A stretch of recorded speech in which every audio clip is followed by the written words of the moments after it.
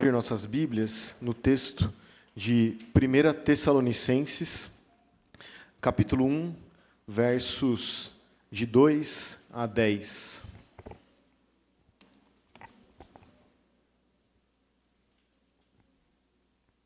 Primeira Tessalonicenses, capítulo 1, versos de 2 a 10.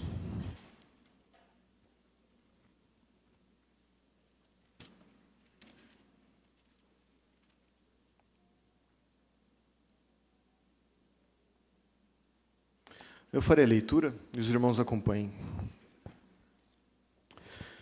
Damos sempre graças a Deus por todos vós, mencionando-vos em nossas orações e sem cessar, recordando-nos diante do nosso Deus e Pai da operosidade da vossa fé, da abnegação do vosso amor e da firmeza da vossa esperança em nosso Senhor Jesus Cristo.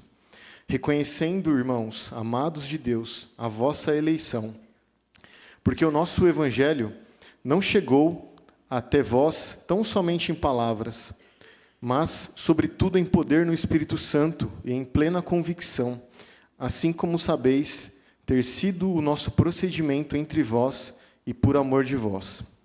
Com efeito, vos tornastes imitadores nossos e do Senhor, tendo recebido a palavra, posto que em meio de muita tribulação, com a alegria do Espírito Santo, de sorte que vos tornastes o modelo para todos os crentes na Macedônia e na Acaia. Porque de vós repercutiu a palavra do Senhor, não só na Macedônia e Acaia, mas também por toda parte se divulgou a vossa fé para com Deus, a tal ponto de não termos necessidade de acrescentar coisa alguma.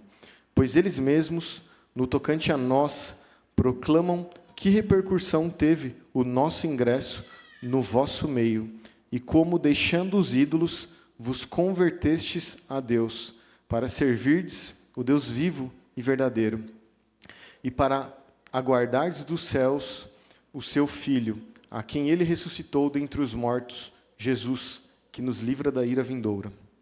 Oremos, irmãos. Deus Santo, obrigado, Senhor, porque podemos estar aqui cultuando a Ti. Obrigado porque não somos merecedores da Tua graça, não somos merecedores de sermos Teus servos, Teus filhos, mas pela Tua misericórdia podemos estar aqui. Somos Seus filhos, eleitos pelo Senhor, e pedimos que o Senhor nos dê compreensão da Tua palavra e fale aos nossos corações, e o Senhor mesmo aplique estas verdades em nossas vidas, em nossos corações. Em nome de Jesus, amém. Irmãos, durante a Segunda Guerra Mundial, Corrie ten Boom, acho que é assim que se pronuncia, uma holandesa cristã, ela ajudou muitos judeus a fugir dos exércitos nazistas, e ela e sua família escondiam essas pessoas em suas casas. E depois de um tempo, eles foram descobertos, capturados, foram levados para um campo de concentração. Sua irmã morreu nesse mesmo campo, ela estava presente, então ela soube, viveu essa situação, e ela foi uma sobrevivente da Segunda Guerra, e depois que acabou a Segunda Guerra, ela saiu pelo mundo contando essa história, nas igrejas, e em uma oportunidade ela foi para a Alemanha, em Munique, e ela estava falando sobre essa situação e também falando sobre perdão, o perdão de Cristo, a salvação em Cristo. E depois que acabou aquela reunião, um irmão daquela igreja chegou nela, e quando ele estava chegando, ela reconheceu ele, e ele era um dos soldados que estava naquele campo de concentração, e ele se converteu, e ele chegou nela pedindo desculpa. Ele disse para ela que Deus já havia perdoado pelas coisas terríveis que ele fez ali, mas que ele queria pedir perdão a ela também pelo mal que ele tenha feito a ela, a sua família, todos ali. E aí a sua biografia conta que ela, na hora, ficou triste e não sabia o que fazer, e ela orou a Deus, e pedindo para que Deus a ajudasse. E ela conta que, depois da sua oração, ela sentiu paz e perdoou aquele homem. E, diante disso, aquele homem ficou grato pela situação. E conta que, quando ele se lembrava da situação vivida ao revê-la, ele sentia gratidão por isso, por ser perdoado por aquela mulher, mesmo tendo feito coisas terríveis. E eu queria fazer uma pergunta aos irmãos. Qual sentimento você desperta nas pessoas? Aquele homem, ele lembrava daquela mulher e ele sentia gratidão também a Deus por ser perdoado. E quando as pessoas lembram de você, o que você acha que as pessoas sentem? Qual é o sentimento que será que as pessoas têm de você? Será que quando você chega num lugar, as pessoas vão pensar, ixi, chegou o chatão ali. Ou não, vão ficar alegres porque chegou você, e você é aquela pessoa que vai divertir o local. Ou você é uma pessoa muito amada e aquelas pessoas ficam felizes por ter a sua presença. Como será que as pessoas... qual o sentimento que as pessoas têm quando elas te veem? E isso fala ao nosso texto, irmãos, porque aqui o apóstolo Paulo dá graças de forma muito enfática pelo relacionamento que ele tem com os tessalonicenses e principalmente por ver a vida deles, a transformação que Deus fez na vida deles e como eles estavam vivendo diante das situações vividas, como eles eram crentes com uma fé operosa, mesmo diante de dificuldades e problemas. Para a gente entender melhor, irmãos, o contexto, abra sua Bíblia em Atos, capítulo 17. Paulo, na sua segunda viagem missionária, ele viaja para Tessalônica, e a gente vai ver o que aconteceu nessa viagem, quando ele estava em Tessalônica. Atos 16 termina com Paulo e Silas presos, eles são libertados, depois de açoitados, e eles vão para Tessalônica.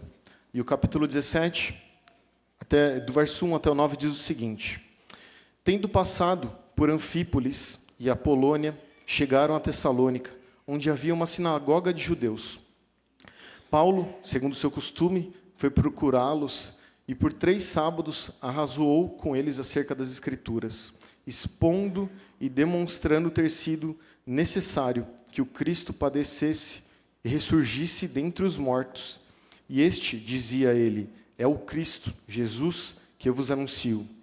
Alguns deles foram persuadidos e unidos a Paulo e Silas, bem como numerosa multidão de gregos piedosos e muitas distintas mulheres. Os judeus, porém, movidos de inveja, trazendo consigo alguns homens maus dentre a malandragem, ajuntando a turba, alvoroçaram a cidade e, assaltando a casa de Jason, procuravam trazê-los para o meio do povo. Porém, não os encontrando, arrastaram Jason e alguns irmãos perante as autoridades, clamando: Estes que têm transtornado o mundo chegaram também aqui, os quais Jason hospedou. Todos estes procedem contra os decretos de César, afirmando ser Jesus outro rei. Tanto a multidão como as autoridades ficaram agitadas ao ouvirem estas palavras. Contudo, soltaram Jason e os mais, após terem recebido deles a fiança estipulada. Depois dessa perseguição, Paulo e Silas, eles vão para Bereia, eles pregam lá, muitos se convertem ali, e os judeus de Tessalônica ficam sabendo disso, eles vão até Bereia perseguir Paulo e Silas, e eles têm que fugir novamente, eles saem e vão para Atenas, e lá a gente vê o famoso discurso de Paulo em Atenas. E a questão é a seguinte: quando Paulo saiu de Tessalônica, ele passou pouco tempo lá. Os estudiosos acreditam que 3 semanas, talvez poucos meses, foi um pouco tempo. E essa igreja foi plantada lá, e não é uma igreja nova, é uma igreja com neófitos, pessoas novas na fé, e Paulo já teve que sair de lá. E Paulo, ao sair de lá, não só ele sai por perseguição, mas os irmãos de Tessalônica começam a sofrer perseguição também. As mesmas pessoas que perseguiram Paulo e tentaram buscá-lo até em Bereia, são as pessoas que são os judeus que ali perseguem essa igreja de Tessalônica. E esses irmãos são novos na fé, estão passando por dificuldades e perseguições, e Paulo fica preocupado com isso. Então, Paulo, em Atenas, envia Timóteo para lá. Timóteo vai, e depois de um tempo, Timóteo retorna. Paulo está já em Corinto, a próxima cidade, e Timóteo traz boas notícias. Timóteo diz que aqueles crentes são crentes fervorosos, é o que a gente vê nesse trecho do texto. Eles são crentes fervorosos, crentes que vivem sua fé de forma verdadeira. Isso alegra Paulo. E Paulo, então, escreve essa carta respondendo a eles. E a gente vê, irmãos, como esses irmãos são crentes que, apesar das dificuldades, são crentes fiéis a Deus. Por isso, Paulo demonstra sua gratidão a esses irmãos, a Deus primariamente, por ter sustentado esses irmãos. E a gente vê que a carta começa com ações de graça. Naquele tempo era muito comum uma carta ser escrita, tinha uma fórmula de uma carta. Da mesma forma que hoje, hoje a gente não escreve mais carta, mas se você fosse escrever, você ia começar pelo destinatário, escrever lá embaixo no rodapé o seu nome como remetente, escrever o corpo da carta. Naquele tempo era muito comum eles começarem com uma ação de graça e, durante a ação de graça, agradecer aos deuses tudo que ele tem feito para aquela pessoa que receberá a carta. E aqui Paulo faz uma ação de graças, ou descreve uma ação de graças muito fervorosa por aqueles irmãos. E, diante disso, irmãos, a gente vê como esses irmãos, apesar das dificuldades, uma igreja nova, é uma igreja fiel a Deus. E ela desperta gratidão no coração de Paulo. Por isso, irmãos, o tema desse sermão é: desperte gratidão no coração dos irmãos. Desperte gratidão no coração do seu irmão. E as três verdades que nós vamos ver sobre como despertar gratidão no coração dos nossos irmãos é: primeiro, vivendo com fé operosa. A gente vê isso dos versos 2 a 4. Segundo, imitando a Cristo, até mesmo no momento de sofrimento, dos versos 5 a 8. E, por último, abandonando os ídolos com esperança na volta de Cristo, nos versos 9 a 10. Como eu disse, era comum uma forma de escrita das cartas, e Paulo começa com a ação de graça, mas não aos falsos deuses, aos ídolos comuns daquela época. Paulo agradece a Deus pelos frutos da graça vivida para aqueles homens, a graça que atingiu aquele povo e que, por causa disso, eles são pessoas com uma fé operosa, eles são pessoas que vivem o que eles creem. Eles não apenas creem da boca para fora, mas eles realmente vivem isso. A gente vê quando Paulo menciona eles em oração, nos versos 2, como Paulo tem sempre um carinho pelos Tessalonicenses, a forma como ele fala. E no verso 3 ele diz: recordando-nos diante do nosso Deus e Pai, da operosidade da vossa fé. Eles tinham uma fé operosa. Eles não tinham uma fé guardada ali no seu coração, uma fé que ficava trancada no seu quarto, na sua casa. Eles viviam o que eles pregavam, o que eles diziam que criam. Eles não apenas diziam crer, mas eles realmente viviam isso. A fé deles era operosa, era uma fé que produzia frutos. E não só a fé, mas o texto ainda fala sobre a abnegação do amor, e talvez uma melhor tradução seria o trabalho do vosso amor. Então, o amor deles é um amor que trabalha, é um amor que produz frutos. E o texto ainda fala, no verso 3, da perseverança da esperança em Cristo. E Paulo nos dá 3 razões para nós enxergarmos o fruto da conversão desses homens nesse verso: a fé, o amor e a esperança. Paulo faz isso costumeiramente. Paulo fala desses 3 frutos da salvação: a fé, a esperança e o amor. E aqui Paulo fala como eles se recordam. Esse recordar dá a ideia de ser continuamente. Ele não fez uma oração e agradecendo a Deus pela fé, esperança e amor desses homens, mas é uma coisa constante. Paulo ora a Deus por esses irmãos constantemente. E ainda nós vemos no verso 4, irmãos, a razão de tudo isso. Eles são crentes fiéis, eles são crentes que trabalham para Deus de forma fiel, e a gente vê a razão agora no verso 4. Sabendo, irmãos, amados de Deus, que a vossa eleição.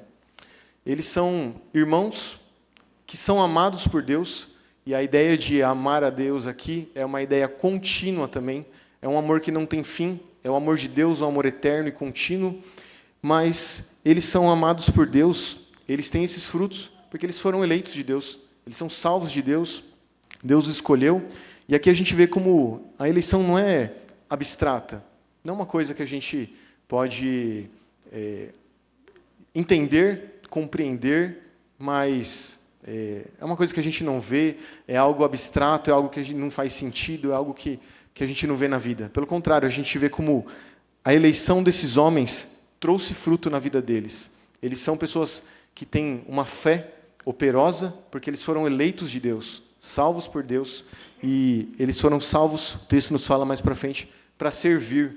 Eles são pessoas que trabalham fielmente, trabalham continuamente, e por isso eles são pessoas amadas por Deus e eleitas por Deus.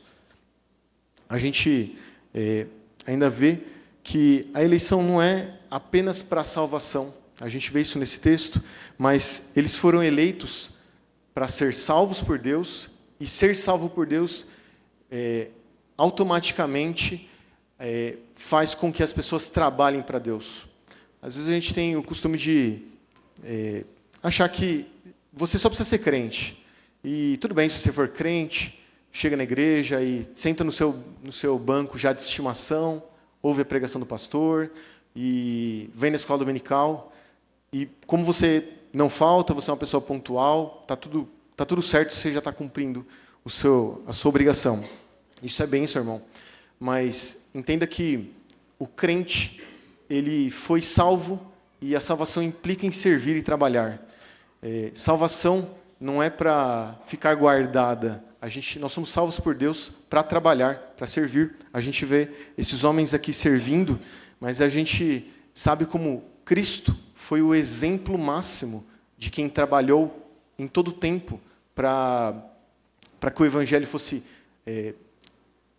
expandisse, fosse levado às pessoas que não conheciam. Então, não existe salvação ou eleição sem trabalho e sem serviço. São coisas, são consequências. O servir e o trabalhar é algo que faz parte do crente, da vida do crente. Todo crente tem que trabalhar. Tem que servir a Deus, trabalhando na igreja e trabalhando pelos irmãos e servindo aos irmãos. Uma segunda verdade, irmãos, nós vemos sobre despertar gratidão no coração dos irmãos, é que nós devemos imitar a Cristo, até mesmo no momento de sofrimento. E essa é uma forma como nós podemos trazer gratidão no coração dos nossos irmãos. Nós vemos isso, a partir do verso 5, como esses irmãos viviam um evangelho não só da boca para fora, mas eles viviam literalmente. O verso 5 diz: sabendo, irmãos amados de Deus, que a vossa eleição, verso 4, perdão, verso 5 diz: porque o nosso evangelho não chegou até vós tão somente em palavras, mas sobretudo em poder, no Espírito Santo e em plena convicção, assim como sabeis ter sido nosso procedimento entre vós e por amor de vós. Eles não viviam um evangelho da boca para fora, eles não viviam filosofias por aí que nós vemos tantas hoje em dia. Você é o que, irmão? Você é de direita, você é de esquerda, você é marxista, você é liberal, você crê nisso, naquilo, o que você é? A gente vê isso, se você ficar 5 minutos mexendo no Instagram lá, ou no YouTube, você vai chover para você ideias. E eles não estão falando sobre isso, sobre ideias. Eles estão falando sobre verdades. eles estão pregando a palavra que realmente transforma, e eles não apenas pregam, eles vivem o que eles falam. O verso 5 nos fala que eles vivem, sobretudo, em poder no Espírito Santo. A palavra poder aqui é aquela palavra famosa que a gente vê todo mundo falando na internet, né, dynamis, que a ideia é a palavra de onde vem dinamite. E pense no seguinte, irmãos, o poder do Espírito Santo é tão forte aqui como uma dinamite que conseguiu explodir ou implodir os ídolos deles, como nós vemos no verso 9. Eles eram pessoas que viviam numa cidade altamente idólatra. A Tessalônica era uma cidade muito rica, muito importante. Ela ficava no meio de uma estrada, uma das principais estradas do Império Romano. Ela ficava beirando o mar, então eles não tinham apenas comércio terrestre, mas marinho. E ela era uma cidade muito romana. Ela era a capital da Macedônia. E se você não conhece a Macedônia, ali a Tessalônica, você assiste novela turca, é ali a Turquia, ali aquela região ali. Então, eles estavam numa localidade importante, rica, e eles eram muito bem vistos por Roma. Tudo que acontecia em Roma chegava lá, sabe? Eles serviam os deuses romanos. E a religião romana não era nem um pouco exclusivista. Qualquer deus ali estava bom. Eles eram altamente pluralistas em seus deuses. Inclusive, o imperador era um importante deus para eles. O César ali era um grande deus para eles. E a gente viu lá em Atos 17 que aqueles baderneiros, né, o texto fala daqueles da malandragem que estavam ali caçando Paulo, eles diziam que Paulo falava contra o rei, que tinha um novo rei contra César, e que por isso Paulo devia ser preso. Então, eles eram um povo altamente idólatra, e diante disso, pessoas como os tessalonicenses, que estão pregando a palavra de Deus verdadeira e vivendo de forma fiel, são pessoas são muito dignas e destoam o que acontece ali. Eles não querem apenas convencer as pessoas por filosofias ou pensamentos. Eles estão falando da verdade e eles estão vivendo essa verdade. Não só as palavras eram confiáveis, os pregadores eram confiáveis. Eles se faziam confiáveis, eles falavam o que eles viviam. E a gente vê no verso 5 ainda como os apóstolos eram um modelo para eles, ou seja, Paulo, Silas e Timóteo. A epístola de 1 Tessalonicenses, verso 1, a gente não leu esse verso, mas Paulo, Silas e Timóteo, a igreja dos Tessalonicenses. Então, Paulo é o escritor, mas Silas e Timóteo, Silas aqui também é conhecido como, aqui é Silvano que está escrito, mas Silvano e Silas são a mesma pessoa, um é o nome hebreu, o outro nome judaico, e eles, Silvano e Timóteo, acompanham Paulo, estão juntos de Paulo, e eles são modelos para os tessalonicenses. A gente vê isso no verso 5, na segunda parte do verso. Ele fala assim: assim como sabeis ter sido nosso procedimento entre vós e por amor de vós. Paulo, Silas e Timóteo, eles eram crentes, e não só os tessalonicenses tinham um exemplo vivo de Deus, mas os missionários também, eles foram um modelo primário para esses crentes, e por isso eles viram o que é viver de forma verdadeira a Deus, o que é servir verdadeiramente a Deus, e eles, como tiveram bons modelos, se tornaram bons modelos também. Eles eram imitadores dos apóstolos, mas eles eram principalmente imitadores de Cristo. E não há problema nisso. Paulo mesmo fala: sede meus imitadores, porque como eu sou de Cristo. A ideia é que eles não têm que imitar os erros de Paulo, as ideias de Paulo, mas eles têm que imitar a Paulo enquanto Paulo imita Cristo. Enquanto Paulo é um servo fiel de Cristo, eles devem imitar a Paulo. Porque, em última instância, eles estão imitando a Cristo, estão servindo a Cristo. E a gente vê isso no verso 6, como eles não só imitavam a Cristo em todo momento, mas principalmente nos momentos de tribulação, com a alegria do Espírito Santo. E como é difícil isso, irmãos? Pense esses crentes numa cidade onde existe muita idolatria, muitos deuses, e os judeus, e não só os judeus, né? Há uma grande... todo mundo ali persegue eles, judeus, gentios, o Império Romano. Então, eles sofrem de todos os lados. Eles são crentes novos na fé, eles estão sofrendo. O seu pastor, o missionário que pregou a eles e por quem eles se converteram, teve que sair de lá, e eles estão ali crescendo na fé e sofrendo. E pense como isso é difícil. E o texto nos fala que eles passam por meio da tribulação com alegria no Espírito. Como isso é importante para nós, irmãos. Como isso é um exemplo para nós. Você tem sido um modelo na sua rua, na sua cidade? Isso já é uma pergunta que muitas vezes nós não somos. Mas ainda mais na perseguição. Nós temos sido fiéis a Cristo nos momentos difíceis, nos locais mais problemáticos ou difíceis. Talvez você tenha um emprego, trabalha numa empresa onde é muito difícil de falar sobre Deus, ou pelo menos de ser um crente fiel, porque há perseguição de alguma forma, ideológica, ou de qualquer outro tipo, ou até mesmo ser fiel no sentido de ser honesto, de viver de forma honesta ali, honesta que eu digo, não moralmente apenas falando, mas como um servo de Cristo. E tantas vezes é difícil para nós, mas você tem sido fiel, como esses homens foram, como essa igreja foi? A gente vê isso no verso 7, de sorte que vos tornastes modelos para todos os crentes na Macedônia e na Acaia.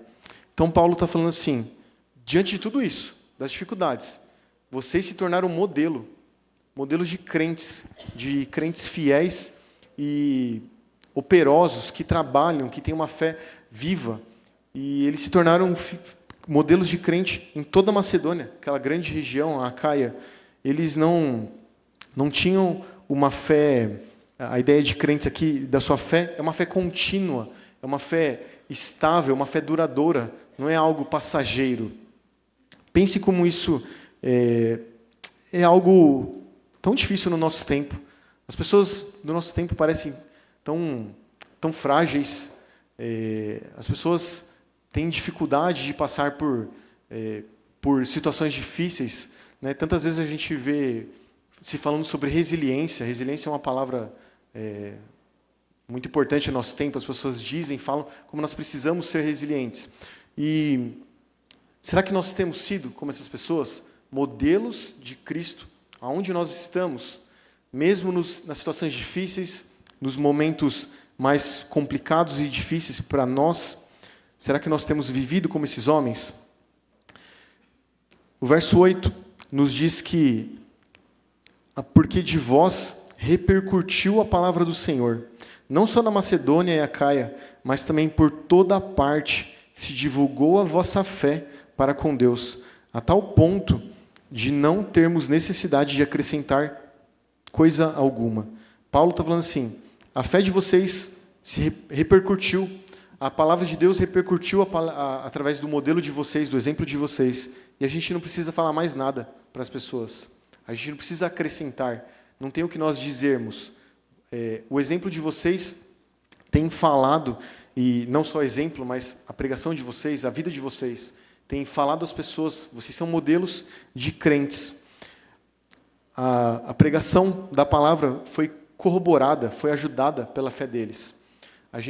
Eu já ouvi essa frase, essa ideia de que a gente precisa pregar para as pessoas com o nosso modelo, com o nosso exemplo de vida. E, se necessário, pregar a palavra, né? Isso é um erro, porque a pregação, a salvação vem pelo ouvir da palavra de Deus. Paulo fala isso. Não é o nosso exemplo, o modelo que salva as pessoas, mas o modelo deles, o exemplo de vida deles, de cristãos, corroborou a pregação da palavra. Eles pregavam a palavra e eles viviam a palavra. E isso é muito mais poderoso do que apenas falar da boca para fora. Por isso que a gente vê esses homens como modelos, por isso que a gente entende por que Paulo dava graças tão enfaticamente. E se você lê o livro de 1 Tessalonicenses, você vai ver como, repetidamente, Paulo fala com muito carinho deles, Paulo fala como um pai na fé, mas Paulo fala como pessoas que ama. Paulo fala e demonstra um carinho muito grande por esses irmãos. Irmão, você está pronto para seguir o modelo de Paulo e quando está passando nas dificuldades, mesmo assim ser grato? Paulo, a gente leu o comecinho do capítulo 17, e se você voltar, finalzinho do capítulo 16, Paulo estava na prisão com Silas, eles cantam louvores a Deus, eles demonstram gratidão a Deus, mesmo na dificuldade. Nós vemos aqui os Tessalonicenses, como eles eram pessoas que, passando por dificuldades, eram pessoas que passavam com alegria no poder do Espírito Santo. Eles eram pessoas fervorosas, sua fé era visível.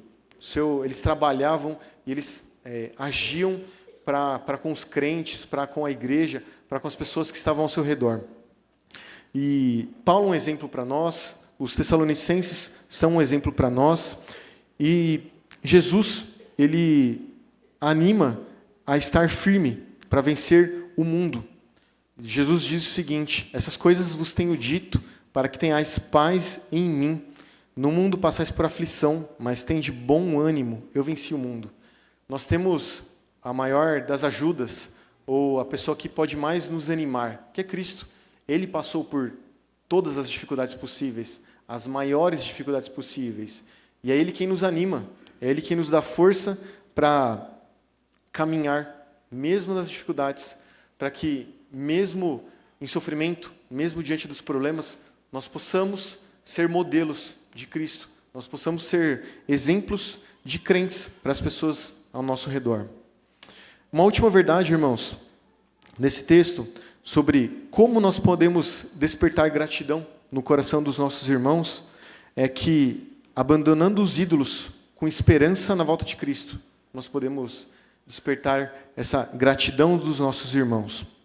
Nós vemos isso, irmãos, a partir do verso 9. O verso 9 nos diz: pois eles mesmos, no tocante a nós, proclamam que acolhida tivemos junto a vós, e como deixando os ídolos, vos convertestes a Deus para servirdes o Deus vivo e verdadeiro.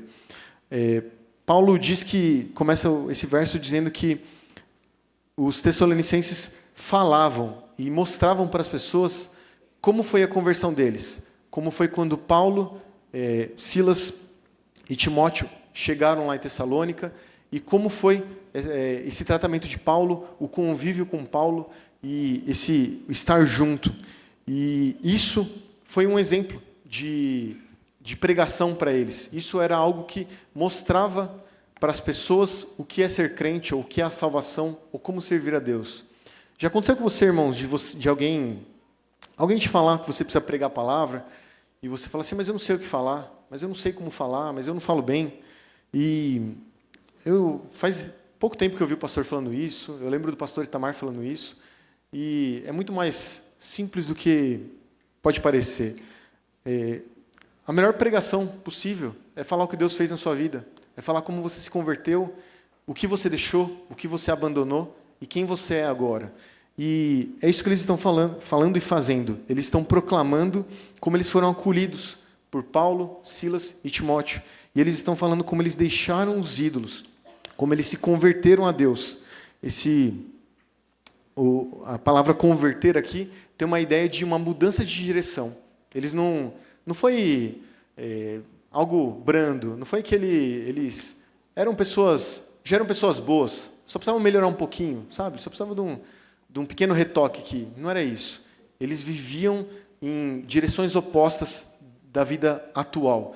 E aí Deus deu uma nova direção, um novo rumo para a vida deles. E eles estão falando isso, sobre como eles deixaram os ídolos e como eles vivem agora, como os missionários pregaram a eles e o que eles viviam, o que eles ouviam, como como foi a sua salvação. Isso é muito simples. Qualquer um de nós sabe fazer isso. É muito fácil para você falar quem você era. Você se conhece melhor do que qualquer um de nós para falar quem você era, como você vivia, como era a sua vida. E às vezes você nem vai ter coragem de falar tudo que você pensava ou fazia na sua vida. Mas você pode mostrar para essa pessoa que você era alguém necessitado de graça, era alguém que adorava ídolos diversos. A gente não tem mais os mesmos ídolos daquele povo daquela época. A gente não adora César, nós não adoramos Baal. Mas no nosso tempo é muito comum nós adorarmos a muitos ídolos. Nós adoramos a beleza, nós adoramos o dinheiro, coisas materiais. Nós temos muitos ídolos guardados no nosso coração e você pode contar para as outras pessoas de quais ídolos você foi libertado e você agora tem uma nova vida. E eles expuseram isso, essa conversão de quem eles eram, os ídolos que eles serviam e agora eles não servem mais. E preste atenção numa coisa, naquele contexto, isso é muito grande. Essa ideia de conversão aqui não é algo brando. Eles viviam num contexto extremamente idólatra. Eles morreriam, eles poderiam morrer, na verdade, por abandonar os deuses, os ídolos dali. E o texto fala que eles abandonaram os ídolos e eles agora servem o Deus vivo e verdadeiro. Aqui Paulo está fazendo um contraste. Os ídolos contra o Deus, ou versus o Deus vivo e verdadeiro.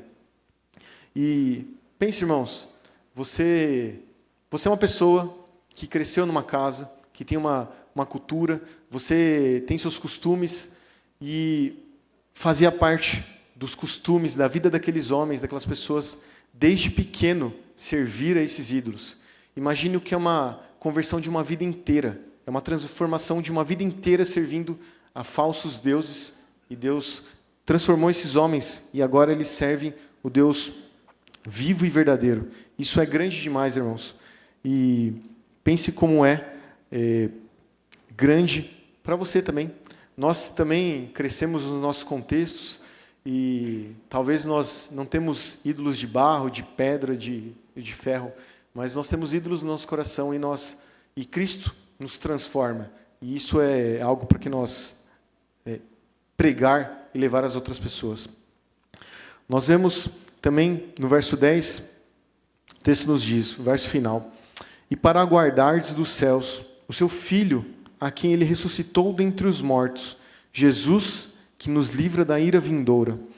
Eles, apesar das dificuldades, eles vivem para Cristo, eles vivem diariamente uma fé operosa, e eles almejam, eles aguardam a segunda vinda de Cristo, a volta de Cristo. Eles se converteram dos ídolos, agora eles servem o Deus vivo, verdadeiro, e eles aguardam a volta de Cristo. Eles têm uma vida de servidão, eles são crentes que servem a Deus, eles são crentes com uma fé operosa, um amor operoso, eles são crentes com esperança, eles aguardam a volta de Cristo. E nós não vemos de nenhuma forma pessoas tristes, pessoas deprimidas ou pessoas reclamonas. Nós vemos crentes fiéis, animados pelo Espírito Santo. Nós vemos crentes fiéis que dão um exemplo de servidão a Deus, o exemplo de verdadeiro testemunho. E a gente vê isso, irmãos, e isso deve falar ao nosso coração, irmãos, como nós temos vivido o nosso cristianismo, como nós temos vivido a nossa vida. Nós temos aguardado, almejado a volta de Cristo. Eu acho que esse talvez seja um ponto teológico um pouco esquecido do nosso tempo. A gente ora o Pai Nosso e a gente destaca vários pontos do Pai Nosso, mas eu acho que um dos pontos menos, talvez, importantes ou destacados para nós é o almejo para que o reino de Deus venha. A gente tem almejado, clamado, esperado com anseio para que Deus volte logo, ou o mundo aqui e a vida aqui está muito tranquila, está muito boa, e a gente nem nem têm tanta vontade de ir para o céu assim. A gente tem, mas está tão bom aqui. Podia demorar um pouquinho mais, né? Para que ter tanta pressa? Será que a gente tem vivido assim, irmãos? Ou nós temos sido crentes que não só vivem para Deus, mas almejam a volta de Cristo, como esses homens? E a gente vê no todo o livro de 1 Tessalonicenses, e 2 também, como eles realmente almejavam isso, porque acho que é o livro do Novo Testamento, a carta de Paulo, mais escatológica das cartas de Paulo, é a que ele mais fala sobre a segunda vinda de Cristo. Ele fala isso no capítulo 4, capítulo 5, em 2 Tessalonicenses, no capítulo 2, ele fala sobre o anticristo, que ele voltaria, que ele teria que vir antes da volta de Cristo. Então eles tinham dúvidas, eles comentavam, eles conversavam, eles esperavam isso, eles queriam entender isso, como seria a vinda de Cristo. E isso deve falar ao nosso coração. Você tem orado e almejado que Cristo volte para que você se junte a Ele, se junte a Deus? Irmãos, concluindo, nós servimos um Deus verdadeiro, nós servimos um Deus grandioso e vivo, que é aquele que tem poder para destruir os ídolos, assim como fez com esses homens. Mas nós temos vivido de uma forma que demonstra isso. As pessoas, quando elas nos veem, as pessoas que nos conhecem, que estão próximas a nós, qual é o sentimento delas por nós? Elas dão graças a Deus porque você está com ela, você é uma pessoa amiga dela, que é presente, uma pessoa que vocês têm um relacionamento. É assim que as pessoas te veem? Se não é, e muitas vezes não é mesmo, e eu acredito que todos nós aqui, em alguma instância, precisamos pedir a Deus para que nós sejamos como esses homens, exemplos de crentes fiéis, que passam pela tribulação com alegria a Deus, que são pessoas que esperam e aguardam, e enquanto Cristo não vem, são imitadores de Cristo, são pessoas que trabalham, que servem aos outros com uma fé operosa, com um amor operoso, abnegado, e com uma esperança na volta de Cristo. Paulo e Silas, eles são conhecidos pelo povo de Tessalônica, a gente leu isso em Atos 17, como aquelas pessoas que transtornaram o mundo. O texto fala que os judeus estão acusando eles, e eles dizem assim: aqueles que transtornaram o mundo chegaram aqui. Irmãos, pense no seguinte: as pessoas te conhecem como uma pessoa que tem transtornado o mundo? Você é como Paulo e Silas, que tem transtornado aonde você está? A gente tem que transtornar esse mundo. E você é conhecido dessa forma? Nós precisamos pedir a Deus que Ele trabalhe em nossas vidas, irmãos. Aquela mulher, Corrie ten Boom, na Segunda Guerra Mundial, ela sofreu e viu coisas que nós não imaginamos, e ela perdoou aquele homem, e aquele homem lembrava dela, ou lembra dela, como alguém que o perdoou apesar de coisas inimagináveis, e ele sente gratidão a Deus por isso. Como os nossos irmãos têm nos visto, ou o que eles sentem ao nos ver, ao ver que nós estamos chegando, ou ao lembrar de nós. Nós precisamos de Cristo, irmãos, para isso. Nós precisamos demonstrar que somos salvos, somos eleitos.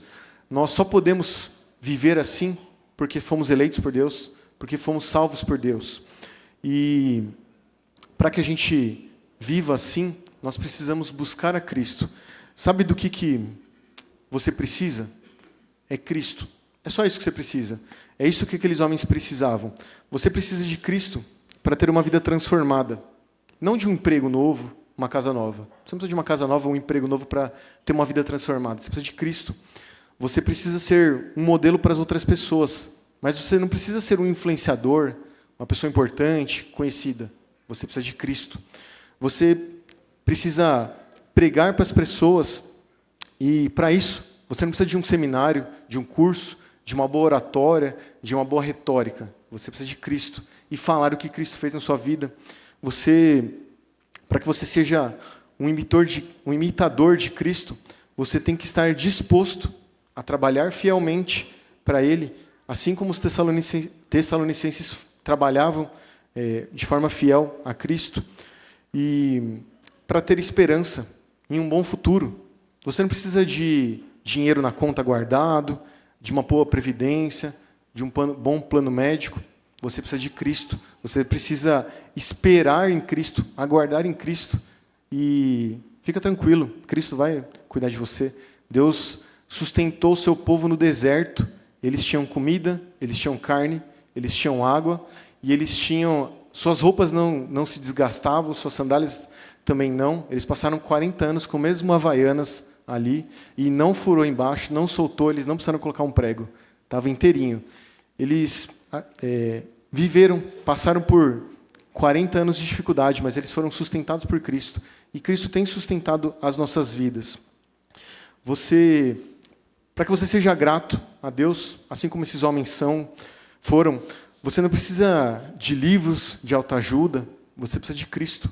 Você precisa saber que é Cristo quem cuida de você, sustenta a sua vida e é quem tem operado na sua salvação e em você.